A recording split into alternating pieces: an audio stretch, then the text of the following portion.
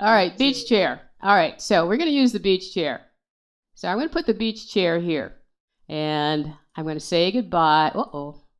I'm going to say goodbye to you two.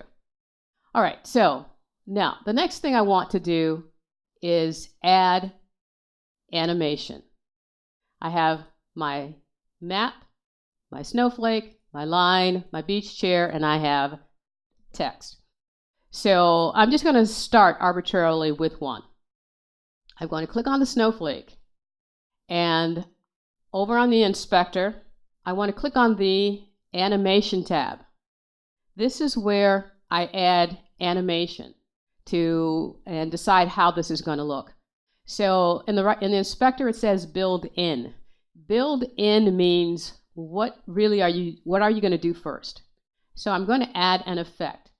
And that effect I want is flip. So I'm going to flip that. And what you see, and let's see if I can zoom in on that a little bit. What you'll see is that the snowflake will flip around. Okay? All right, so let's go back and fit slide. The next animation that I want to add is to the line. Same, go over to the inspector, select animation, add an effect. Now this effect only appears in the inspector when you have a line. You can't put this animation on a shape. So I'm going to select line draw. And what you'll see, it'll draw a line from the beginning to the end.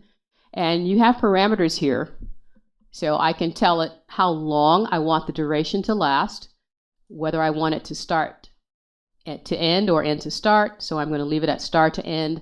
I also want it to include the endpoints, and the acceleration is going to be ease in and ease out. So what does ease in and ease out means? It means I want you to start slowly, accelerate, and then end slowly. So it gives it a smooth transition. For order, I'm not going to change order yet until I've done animating all pieces. And with the beach chair, I'm going to do the same. Add an effect. The effect I want will be blinds. And so I'm going to tell it to start from bottom to top. In preview, this is what that's going to look like. And the duration is going to be 1 second, bottom to top. Right now the order is 3. I'm just going to leave that as is. I'm going to click on the first type. I'm going to add an effect. I want that effect to be fade and scale. I'm going to set the duration to just 2 seconds.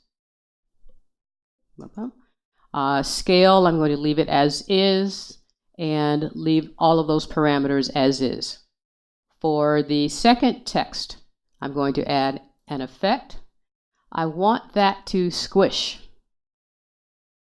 So that's how that's going to come in. And my remaining animation is my map. So I'm going to click on my map, add an effect, and I want that to dissolve in like that. All right, so we have animation on all of our objects. I'm going to just click on my map for a second, and I want to zoom in just enough so you can see what happens here. Okay, so now down at the bottom,